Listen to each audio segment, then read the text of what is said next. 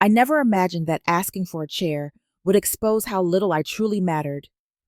One moment, I was standing in pain, trying not to inconvenience anyone.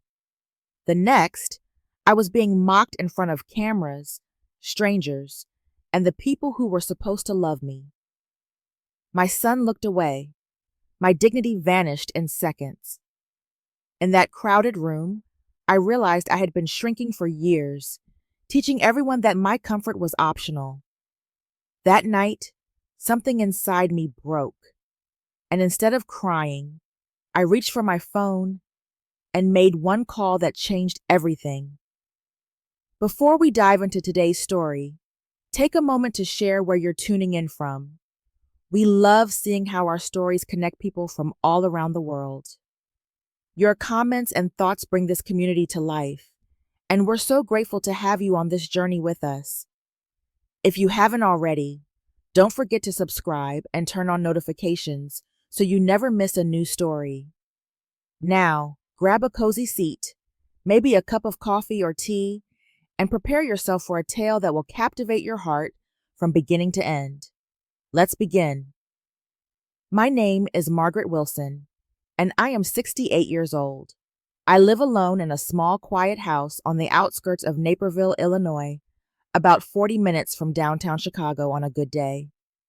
It is the same house my late husband and I bought more than 30 years ago, back when we believed we would grow old together in its narrow hallways and sunlit kitchen.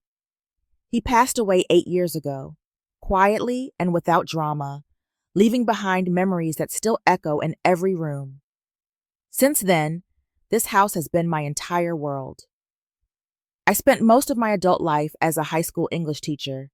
For over 3 decades, I stood in front of classrooms filled with restless teenagers, trying to convince them that words mattered and that stories could change lives. When I retired, I thought I would finally have time to rest. Instead, my body seemed to choose that moment to remind me of every year I had spent standing, bending, and carrying heavy stacks of books. I was diagnosed with degenerative spine disease and chronic arthritis not long after retirement. Since then, I have worn a back brace almost every day and relied on carefully measured doses of pain medication just to move comfortably. My mornings follow the same gentle routine. I wake early, make myself a cup of weak black tea, and sit by the living room window watching the neighborhood come to life. I stretch slowly, following the exercises my physical therapist taught me, even when my joints protest. Some days are better than others. On bad days, simply standing in the kitchen long enough to prepare breakfast feels like a small victory. I never complain out loud. I learned long ago that people become uncomfortable when you remind them that aging is real. My son, Daniel Wilson, is 42 years old and works as a senior manager for a large real estate development company in Chicago. He is intelligent, hardworking, and deeply conflict averse. As a child, he used to hide behind me whenever someone raised their voice. That part of him never really changed. After he married Lauren 6 years ago, he learned how to stay quiet in new ways. Lauren Wilson is my daughter-in-law. She is 38, stylish, ambitious, and well known in certain social circles for her work as a lifestyle influencer and charity event organizer. She understands branding, appearances, and social positioning better than anyone I have ever met. Everything in her life is curated, from her wardrobe to her friendships. Unfortunately, I've never quite fit into that carefully constructed picture. From the beginning, Lauren made it clear that she preferred things a certain way. My clothes were a little outdated. My house was too modest. My habits were old-fashioned. None of these comments were openly cruel, but taken together, they formed a steady pattern of quiet dismissal. Over time, I learned to smile, nod, and make myself smaller. Daniel rarely intervened. He would squeeze my hand gently and tell me later that things were complicated. I pretended to understand, even when it hurt. The upcoming charity gala at the Drake Hotel in Chicago was Lauren's biggest project of the year. It was meant to raise funds for a new children's wellness center and attract major donors. Daniel was proud of her. He wanted me there too, as part of what he called the family image. I agreed, despite my concerns about my health and stamina. In the days leading up to the event, I felt a quiet sense of unease growing inside me. I told myself I was being overly sensitive. Still, something about that evening felt heavy in my chest, like a storm gathering far away. I did not know then that a simple request to sit down would soon change everything. If you're still watching and starting to feel how invisible I had become in my own family, please comment number 1 below to let me know you're with me. This is only the beginning, and what happens next will reveal how deep that pain really goes. Now, let's move on to Chapter 2. The evening of the charity gala arrived sooner than I expected. I stood in front of the mirror in my bedroom, smoothing the fabric of the navy blue dress Lauren had selected for me weeks earlier. It was elegant, expensive, and entirely unfamiliar. I would never have chosen something so fitted on my own, especially with the back brace hidden beneath it. But I had learned that questioning Lauren's choices only created unnecessary tension. So I dressed as instructed and told myself that compliance was easier than conflict. Daniel picked me up just after 6. During the drive from Naperville to downtown Chicago, he talked about parking logistics, donor expectations, and how important the evening was for Lauren's career. I listened quietly, watching the city skyline grow larger through the windshield. Somewhere between the highway exit and the hotel entrance, I felt myself shrinking into the role I had played for years: supportive, silent, invisible. The Drake Hotel was glowing when we arrived. Crystal chandeliers reflected off polished marble floors, and soft instrumental music floated through the lobby. Guests in tailored suits and designer gowns moved effortlessly through the space, greeting one another with practiced warmth. I clutched my small purse and followed Daniel inside, already aware of how out of place I felt. Lauren met us near the registration desk. She scanned me quickly from head to toe, adjusted the angle of my necklace, and brushed a speck of lint from my shoulder. "Try to stay near the back until the opening photos are done," she said without looking at my face. I nodded automatically. A volunteer handed us name badges and pointed toward the ballroom. As we entered, I noticed cameras mounted on tripods, photographers moving through the crowd, and a large screen displaying the live feed. Lauren immediately shifted into her professional persona, smiling broadly and greeting sponsors. Daniel followed her closely, leaving me a few steps behind. I was directed toward a standing area near the catering station, where servers moved quickly with trays of champagne and appetizers. My assigned place card was nowhere in sight. When I glanced toward the front of the room, I saw rows of reserved seats for major donors and board members. My name was not among them. Within the first hour, my lower back began to ache. By the second hour, the pain had spread down my legs in slow, burning waves. I shifted my weight constantly, trying to find a position that did not hurt. Sweat formed at my temples despite the cool air conditioning. Every few minutes, Lauren motioned subtly for me to step further away from camera angles. I reminded myself that it was only temporary, that I could endure a little discomfort for my son, that making a scene would only confirm every unspoken criticism I feared. I tried to catch Daniel's attention. He was speaking with a group of investors, nodding and smiling. When our eyes met briefly, I lifted my phone and typed a short message asking if I could sit down somewhere. The message showed as delivered. No reply came. As the evening progressed, I noticed a clipboard near the registration desk listing preferred guests and sponsors. Out of idle curiosity, I glanced at it while walking past. My name was missing. Instead, I saw dozens of others, some of whom I knew had donated less than I had over the years. A quiet realization settled in my chest. This was not an oversight. By the time the opening speech was announced, my legs were trembling, my vision blurred at the edges. A single empty chair sat near the wall, unattended. I stared at it for several seconds, weighing pride against pain.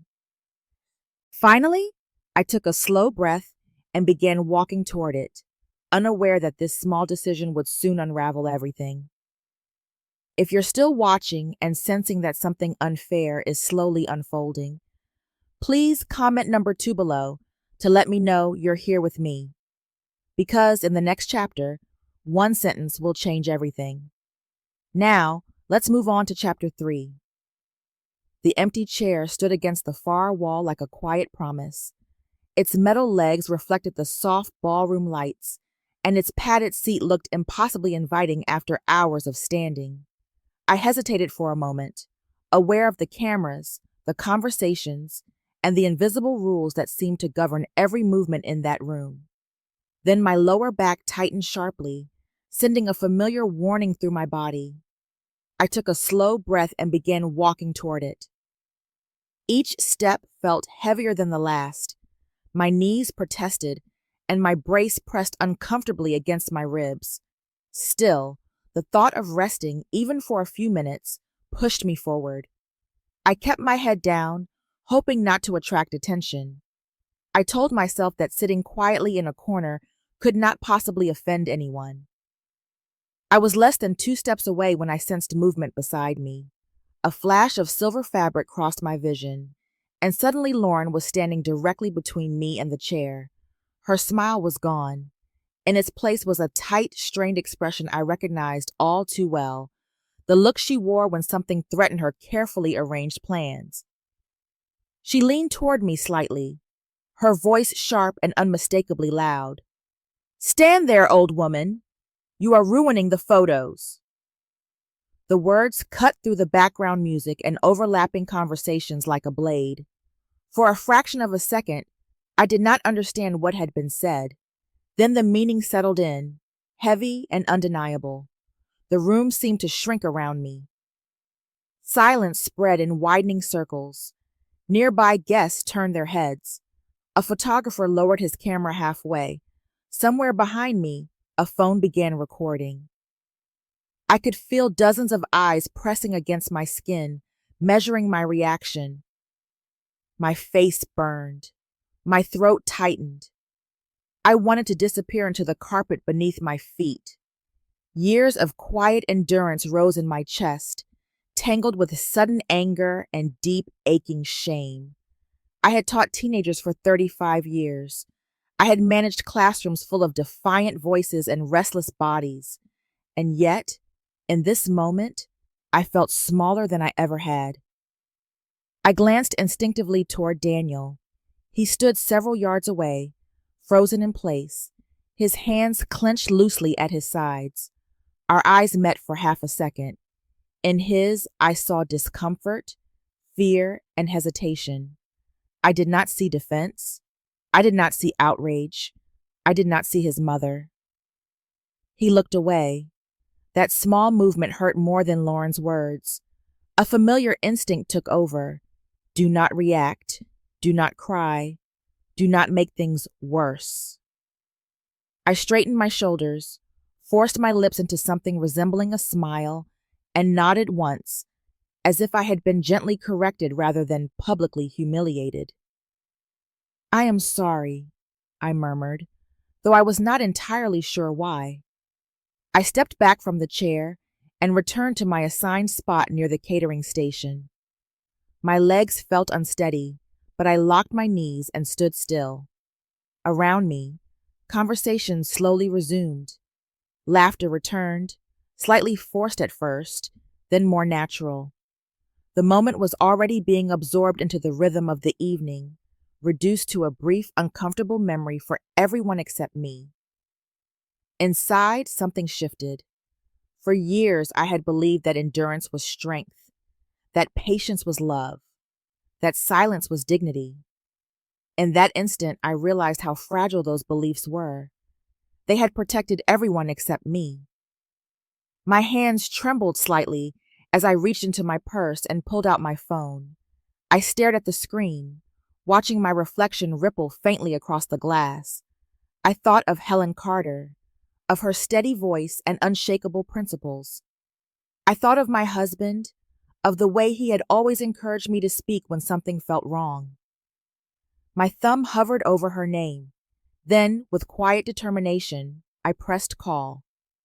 If you're still watching and felt that moment of public humiliation in your own heart, please comment number 3 below to let me know you're still with me.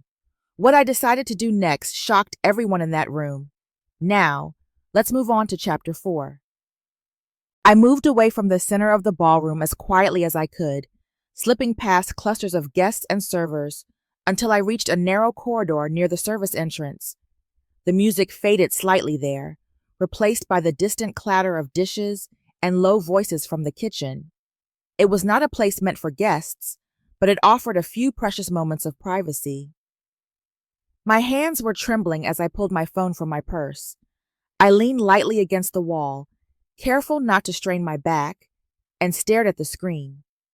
Helen Carter's name sat near the top of my contacts list, unchanged for years. I hesitated, suddenly aware of how irreversible this decision felt. Once I made the call, there would be no pretending that nothing had happened.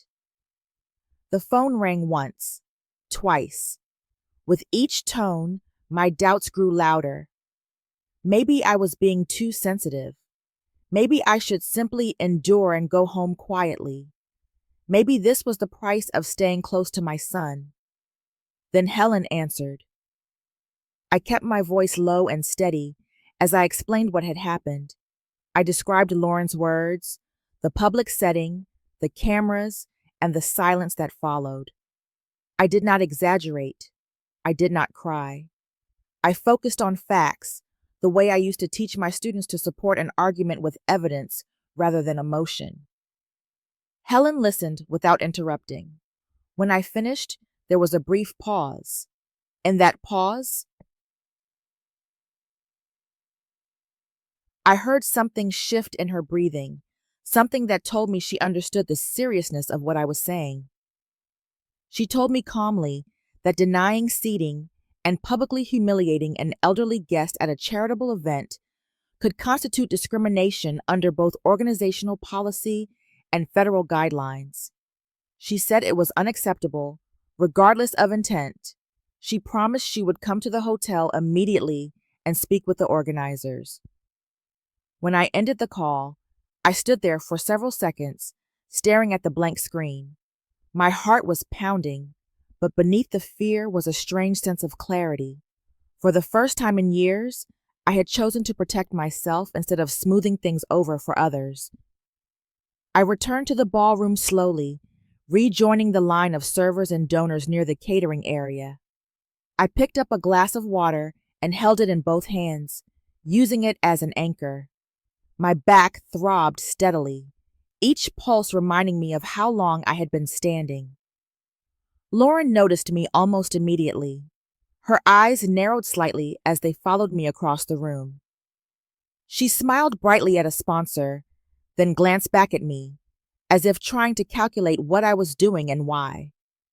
I kept my gaze lowered, pretending to study the floral arrangements. No one approached me. No one asked if I was all right. Conversations flowed around me, as though I were part of the decor. I had never felt more invisible.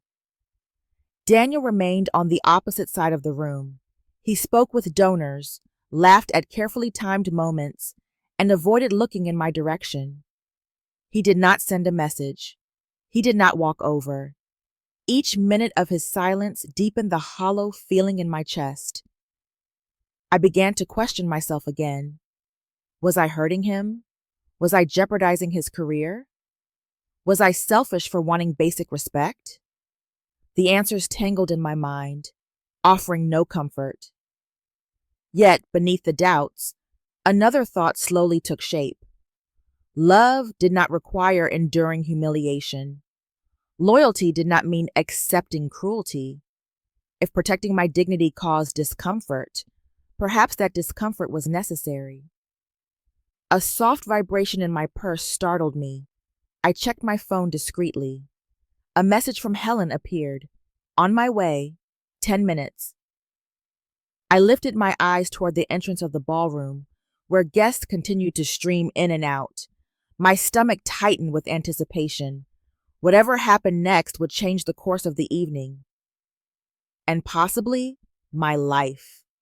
If you're still watching and wondering whether that one phone call could really change my fate, please comment number 4 below to let me know you're here. Because in the next chapter, everything begins to collapse. Now, let's move on to chapter 5. I noticed Helen the moment she entered the ballroom. While most guests blended into the soft glow of chandeliers and polished marble, she moved with a quiet authority that set her apart. She wore a dark navy suit, simple and professional, her silver hair neatly pulled back. There was no hesitation in her steps, no uncertainty in her posture. She walked as someone who knew exactly why she was there. Relief and fear washed over me at the same time. Part of me wanted to hide. Another part wanted to run toward her and say thank you. Instead, I remained where I was, holding my glass of water and watching from a distance. Within minutes, the atmosphere shifted. 2 event coordinators approached Helen near the entrance. They spoke in low voices, their expressions tightening. One of them glanced repeatedly toward the main stage, where Lauren stood beside the master of ceremonies, smiling brightly for the cameras. The easy rhythm of the evening began to fracture, like fine glass under pressure. Helen showed her identification and requested a private conversation with the head of the organizing committee. Word spread quickly. Servers slowed their movements. Donors leaned closer to one another. Whispers rippled through the room.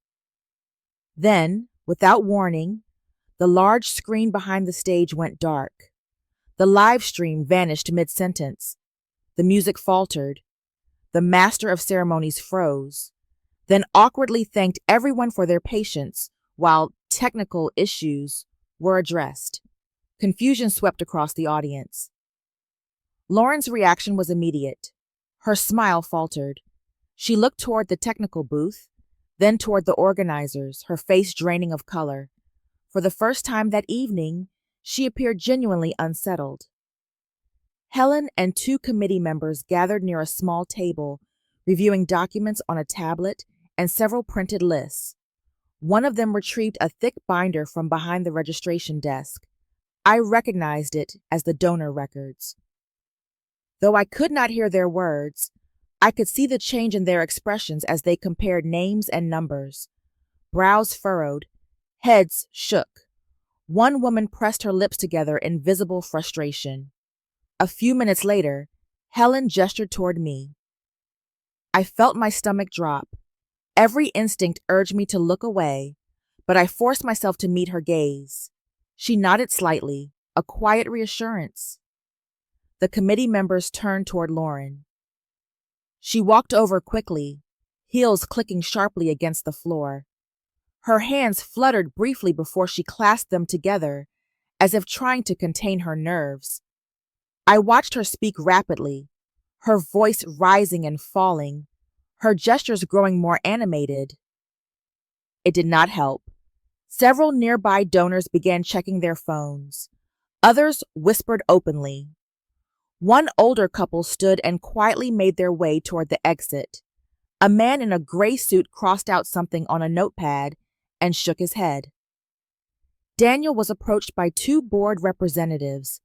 They led him a few steps away, speaking in serious tones. He looked stunned, his confident facade cracking. He glanced toward Lauren, then toward me, his eyes filled with confusion and dawning realization. For years, I had absorbed discomfort in silence. I had convinced myself that endurance was noble. Now, watching the truth surface in public, I understood how much that silence had cost me. The perfect image Lauren had constructed was unraveling thread by thread. not through shouting, not through revenge, but through documentation, witnesses, and accountability. I leaned lightly against a nearby column, my back aching, my heart racing. Despite the chaos unfolding, I felt unexpectedly calm. For the first time in a long while, I was not invisible. The story was no longer being written without me, and there was no turning back. After the live stream was cut, and the committee members began whispering urgently among themselves, the ballroom never fully recovered. The music resumed, but it sounded hollow. Conversations felt forced. Laughter came too quickly and ended too soon. Several guests quietly collected their coats and left, unwilling to remain in a room where discomfort now hung in the air. I remained near the column where I had taken refuge, my back pressed gently against the cool marble. The adrenaline that had carried me through the confrontation was fading, leaving behind exhaustion and a deep, throbbing ache in my spine. My hands felt weak. My thoughts felt heavy. I knew that whatever happened next would shape more than just this evening. Lauren approached me with quick, rigid steps. Her perfect composure had cracked. Her lipstick was slightly smudged, and her eyes were bright with restrained anger. She stopped directly in front of me, close enough that I could smell her perfume. She spoke in a low, urgent voice, accusing without shouting. She told me I had embarrassed her, that I had undermined months of work, that I had turned a professional matter into a personal vendetta. She said I knew exactly what I was doing when I called Helen. She said I had chosen to humiliate her in front of everyone. I listened without interrupting. For once, I did not rush to apologize. I did not search for the right words to soothe her. I simply let her speak until her sentences unraveled into frustrated fragments. Daniel joined us moments later. He looked pale, as though the ground beneath him had shifted. His tie was loosened. His shoulders slumped. He glanced from Lauren to me and back again, trapped between loyalty and conscience. I told them quietly that I had not planned any of this, that I had only wanted to sit down, that I had felt humiliated, ignored, and invisible, that being called an old woman in public was not a misunderstanding. It was cruelty. I reminded them that dignity did not expire with age. Lauren scoffed softly, insisting I was exaggerating. She said everything had been taken out of context. She said people were too sensitive these days. Something inside me hardened. I told her that context did not excuse disrespect, that ambition did not justify dehumanizing others, that success built on humiliation was fragile by nature. Daniel stared at the floor. His silence felt heavier than words. Then I said what I had avoided saying for years. I explained that I had co-signed the mortgage on their house, that I had used my savings and credit to help them qualify for the loan when their finances were unstable, that my name was still legally tied to that property. Lauren's expression froze. Daniel looked up sharply, disbelief flooding his face. He asked why I had never mentioned it. I told him I had not wanted power over them. I had only wanted to help. I added that I would no longer guarantee debts for people who treated me as disposable. The realization hit them both at once. This was not a threat. It was a boundary. Lauren's voice wavered for the first time. Daniel's breathing grew shallow. The imbalance they had grown accustomed to was gone. I was no longer pleading for kindness. I was demanding respect. We stood there in silence, surrounded by distant music and scattered conversations. In that quiet space, my son faced a truth he could no longer avoid. He could protect appearances, or he could protect his conscience. For the first time, the choice was his to make. If you're still watching and shocked by the truth that just came out, please comment number 6 below to let me know you're still with me. What happened after this confrontation destroyed more than just reputations? Now, let's move on to Chapter 7. The gala ended earlier than scheduled. What was meant to be a celebration of generosity and hope dissolved into quiet discomfort and hurried goodbyes. Guests collected their coats with forced politeness, avoiding prolonged eye contact. Sponsors slipped out through side exits. Volunteers dismantled decorations in tense silence. By the time I left the Drake Hotel, the chandeliers that had once felt dazzling now seemed cold and distant. Daniel drove me home that night. We barely spoke. The city lights blurred past the windows as traffic crawled along Lakeshore Drive. I watched familiar streets pass without truly seeing them, exhausted beyond words. When he dropped me off in Naperville, he hugged me briefly, awkwardly, as though unsure of where he stood. Neither of us mentioned Lauren. By morning, the story had already spread. A short video clip of the confrontation circulated on social media, filmed by someone standing near the stage. It showed Lauren stepping in front of me, her voice sharp, her words unmistakable. Though the clip was brief, it carried enough weight to ignite widespread discussion. Local news outlets picked it up. Blogs and community forums dissected every frame. Some people condemned Lauren openly, calling her behavior cruel and elitist. Others defended her, claiming stress and misunderstanding. Many shared similar stories about being dismissed or humiliated because of age. Messages flooded my email inbox and social media accounts. Strangers thanked me for speaking up.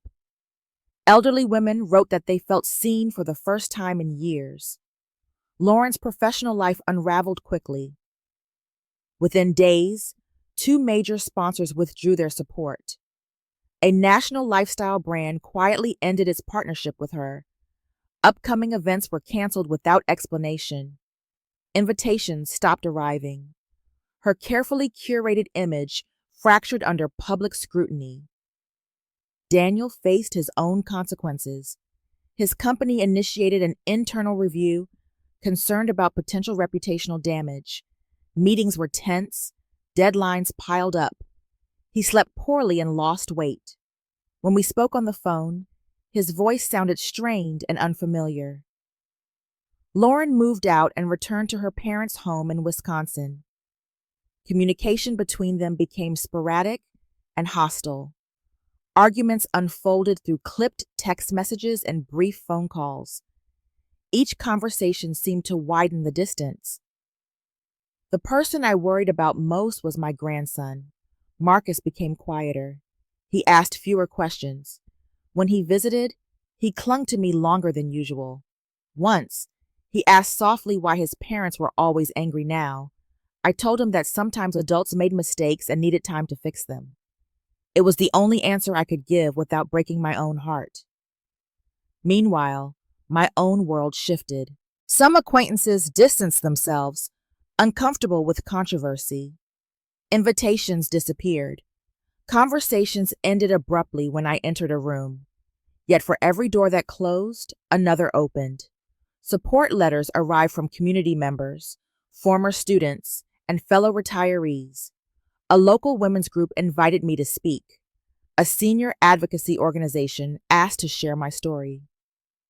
At night, alone in my living room, I allowed myself to feel everything. I mourned the illusion of family harmony I had clung to for years. I grieved the relationship I wished Daniel and I had never lost. I questioned whether I could have chosen a gentler path. But regret never stayed long, because beneath the sadness was certainty. I had not been wrong. I had not been cruel. I had protected my dignity. As autumn approached, I began reorganizing my life with quiet intention.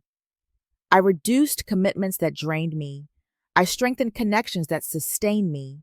I started imagining a future shaped by my own choices rather than others' expectations. The storm had passed. Now, I was learning how to walk through the clear air that followed.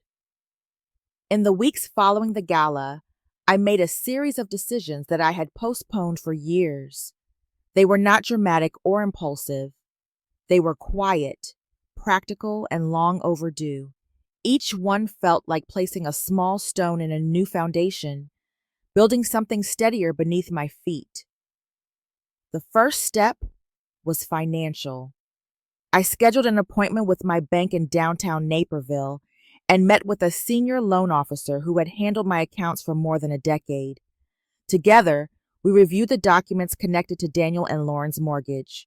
Seeing my name printed alongside theirs stirred complicated emotions. Pride, regret, fear, and responsibility tangled together in my chest. Still, I signed the necessary paperwork to begin withdrawing my guarantor status. It was not immediate, and it required legal coordination, but the process was set in motion. Ending my financial support was more difficult emotionally than legally. For years, I had quietly supplemented their household expenses when things were tight. I paid for school supplies, medical bills, and unexpected repairs without being asked. Letting go of that role felt like letting go of part of my identity as a mother. Yet, I understood that continued dependence would only blur boundaries I had finally learned to draw. At the same time, I turned toward myself. I joined a local women's wellness group at the community center, a place I had passed hundreds of times without entering. There, I met women in their 60s and 70s who laughed easily, shared stories honestly, and refused to apologize for taking up space. We attended gentle yoga classes, discussed books, and organized small volunteer projects. For the first time in years, I felt part of something that did not require me to shrink. I committed to my physical therapy exercises with renewed discipline. Each morning, I stretched carefully, counted repetitions, and recorded progress in a notebook. I began taking slow walks through my neighborhood park, watching seasons change through budding trees and falling leaves. In the evenings, I wrote in a journal, untangling thoughts that had long been buried under obligation. Gradually, I started sharing my story online. I created a modest blog, unsure if anyone would read it. My first post was simple and honest. I wrote about aging, invisibility, and learning to speak after decades of silence. The response surprised me. Messages arrived from across the country. People thanked me for articulating feelings they had never been able to name. A local newspaper requested an interview, then a radio station, then a nonprofit organization focused on senior advocacy invited me to speak at a workshop. Each opportunity felt surreal. I had never considered myself courageous, yet others seemed to find strength in my vulnerability. During this time, Daniel began therapy. He told me during one of our weekly lunches, his voice tentative but sincere. He spoke about learning to recognize unhealthy patterns and rebuild confidence. I listened without judgment. Slowly, our conversations grew deeper. We discussed fears, regrets, and hopes without walking on eggshells. Trust returned gradually, like sunlight after a long winter. One afternoon, an email arrived from the Illinois Council on Aging. They invited me to serve as a regional ambassador for a new campaign promoting dignity and accessibility for older adults. I read the message twice, scarcely believing it. For years, I had been invisible. Now, I was being asked to lead. I closed my laptop and sat quietly for a moment, aware that a new chapter of my life was unfolding. And this time, I would enter it on my own terms. If you're still watching and feeling inspired by this transformation, please comment number 8 below to let me know you're ready for the ending. Because the final chapter reveals whether healing is truly possible. Now, let's move on to the conclusion. By early spring, Daniel and Lauren's separation became official. Lawyers were involved, paperwork circulated, and carefully worded emails replaced the long arguments that had once filled their home. What remained between them was no longer anger, but exhaustion. Both seemed relieved to step out of a conflict that had drained them for years. Daniel rented a small apartment less than 10 minutes from my house in Naperville. It was modest, with mismatched furniture and bare walls, but it represented something important: independence. For the first time since his marriage, he was learning how to manage his life without constant supervision. He cooked simple meals, paid his own bills, and organized his schedule around his son rather than his social obligations. Watching him grow into this version of himself filled me with quiet pride. Marcus began spending more time with his father. Daniel attended school meetings, soccer practices, and weekend library visits. He learned how to braid shoelaces, pack lunches, and soothe nightmares. Their bond strengthened in ways that had been impossible before. Slowly, my grandson's laughter returned, lighter and more frequent, like birdsong after a storm. As my family reorganized itself, I made changes of my own. I moved into a senior living community on the outskirts of Chicago that specialized in active, independent residents. My new apartment was bright and accessible, with wide hallways, safety rails, and large windows overlooking a small garden. Medical support was nearby when needed, but daily life remained my own. For the first time in years, I felt physically secure without feeling confined. Our family dinners became simple and sincere. Daniel often brought Marcus over on Sunday afternoons. We cooked together, argued gently over recipes, and shared stories about our week.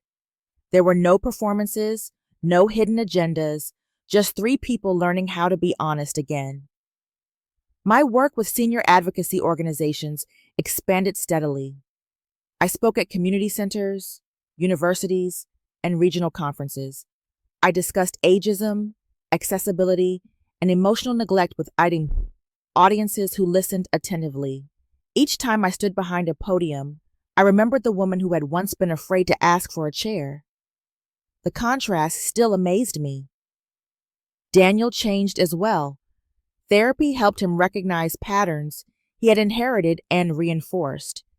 He became more confident in setting boundaries, both professionally and personally. When conflicts arose, he addressed them directly rather than retreating. Our conversations grew richer, filled with mutual respect rather than cautious politeness. Marcus adapted remarkably well. With stability restored, his grades improved. His teachers reported renewed focus. He began inviting friends over again and talking excitedly about future plans. The shadow that had hovered over his childhood lifted gradually. At night, in my quiet apartment, I often reflected on how far we had come. I no longer measured my worth by others' approval. I no longer apologized for my needs. I no longer feared becoming invisible. Instead, I felt grounded. I had a home that supported me, work that mattered, and relationships rooted in honesty. One evening, as Daniel and Marcus walked me back to my door after dinner, I realized something simple and profound. We were no longer surviving. We were living. And that, after everything, felt like the greatest victory of all. Some evenings, when the apartment is quiet and the city settles into its soft nighttime rhythm, I sit by the window with a cup of warm tea and allow my thoughts to wander backward. From my chair, I can see the faint glow of streetlights reflecting on the pavement below and hear distant traffic humming like a steady heartbeat. In those moments, memories surface without effort, carrying me back to the night at the Drake Hotel when everything changed. I remember how small I felt standing near that wall, clutching my purse, pretending that pain and humiliation were simply part of growing old. For years, I convinced myself that patience was a virtue even when it meant erasing myself. I believed that love required endurance, that harmony depended on silence, and that speaking up was selfish. I see now how wrong I was. My silence had taught others how to treat me. It had told them that my discomfort was acceptable, that my dignity was negotiable, that my presence was optional. I had never intended to send those messages, yet I had repeated them daily through my compliance. Understanding that truth was painful, but it was also freeing. It meant I was not powerless. It meant I could choose differently. Learning to set boundaries was not easy. At first, it felt unnatural, even cruel. I worried constantly about hurting my son, disappointing others, and being labeled difficult. Over time, I realized that boundaries were not walls meant to isolate. They were lines meant to protect. They defined where respect began and where harm was no longer permitted. Everything shifted with one simple decision: making that phone call. Calling Helen was not an act of revenge, it was an act of self-preservation. It was the moment I decided that my well-being mattered enough to be defended. That call represented years of unspoken frustration finally finding a voice. It marked the transition from endurance to agency. Since then, I have met countless women who recognize themselves in my story. They speak of swallowed words, ignored pain, and lifelong habits of accommodation. Many believed, as I once did, that disappearing quietly was the safest way to survive. I tell them gently that survival is not the same as living, that dignity is not something granted by others. It is something we claim. My family has changed. Daniel is no longer the hesitant man who avoided conflict at all costs. He has learned to listen to his instincts and honor his values. Our relationship is built on honesty now, not obligation. Marcus grows up surrounded by stability and respect, learning through example that kindness and strength are not opposites. As for Lauren, I no longer carry anger toward her. For a long time, resentment felt justified. Eventually, it felt heavy. Letting go was not about excusing her behavior. It was about freeing myself from its shadow. She became part of my story, not its conclusion. My life today is quieter, but it is richer. I move more slowly, but with purpose. I choose carefully where I invest my energy. I surround myself with people who see me fully. I speak when something feels wrong. I rest when my body asks for rest. I honor both my limits and my worth. Sometimes I think about that empty chair, about how afraid I was to sit down, about how much courage it took to acknowledge my need. That chair was never just furniture. It was a symbol of permission. Permission to take up space. Permission to be human. Permission to exist without apology. I did not stand there anymore. I stood up for myself. And in doing so, I finally learned how to live. Life rarely changes in loud, dramatic moments. More often, it shifts quietly, through small choices made in fragile seconds. When someone decides to honor their own worth, to listen to their inner voice, and to stop shrinking for the comfort of others. True strength is not found in endurance alone, but in knowing when to stand, when to rest, and when to speak. Respect begins the moment we believe we deserve it. Boundaries are not walls of selfishness, but bridges to healthier relationships. When we learn to value ourselves, we teach the world how to treat us. If this story resonated with you, if it reflected a part of your own journey, please share your thoughts in the comments below. Your voice matters here. Do not forget to like, subscribe, and follow for more meaningful stories that inspire courage, healing, and self-respect. Thank you for being part of this community.